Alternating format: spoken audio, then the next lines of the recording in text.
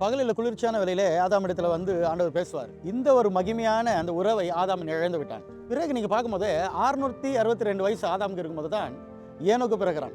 ஆதாம் செத்த அந்த வருடம் 930. அப்படி கால்குலேட் பண்ணோம்னா 308 வருஷம் ஆதாம் வாழ்கிற அதே நேரத்தில் தான் ஏனோக்கும் வாழ்ந்திருக்கிறான். அப்போ கவனிச்சு பாருங்க, தேவன் என்னென்னலாம் செஞ்சார், எப்படி உறவாடினார் என்று இந்த ஏனோக்குக்கு ஆதாம் சொல்லியிருக்கணும். இந்த ஏனோக்குக்கு ஆண்டவரோடு கூட உறவாடணுன்ற ஒரு ஆசை இருந்ததுனால வேதம் சொல்லுது, ஆதியாகமம் 5:23 ஆண்டவரோட இந்த ஏனோக்கு நடந்தானாம், உறவாடினானாம், சஞ்சரித்தானாம்.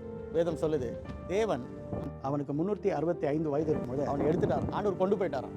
காரணம் என்னன்னா, ஆதாம் இடத்துல இழந்து போன அந்த உறவை கர்த்தர் ஏனோக்கு இடத்துல பெற்றுக்கொண்டார். சொல்லப்போனால் நம்முடைய தேவன் அன்புக்காக இயங்குகிறவர். அதனால தான் பவுல் சொல்கிறான், கிறிஸ்துவின் அன்பு என்னை நெருக்கி ஏவுகிறது.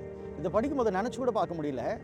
எந்த அளவு ஏனோக்கு மேலே கர்த்தர் அன்பு வைத்திருந்தால், ஏனோக்கு போதும் வந்துரு, என்னிடத்திலே இரு என்று கொண்டு போயிருப்பாரு. அதே அன்பை கர்த்தர் நம்ம மேலே காட்டுகிறார். ஏனோக்கை போல நாமளும், ஆண்டவரே என் வாழ்க்கையில் ஆதாம் இழந்த அந்த அன்பை இழக்கக்கூடாது, எப்பொழுதும் உங்கள் மேலேயே அன்பை தாங்க. வாழ்க்கையில் நான் எதை இழப்பேன், எதற்காகவுமே நான் இழக்க மாட்டேன் என்று அவருக்காக எங்கும் போது அந்த ஒரு மகிமையான ஆசீர்வாதத்தை, ஆண்டவரோடு கூட உறவாடுகிற பாக்கியத்தை நமக்கு தருவார். May God bless you.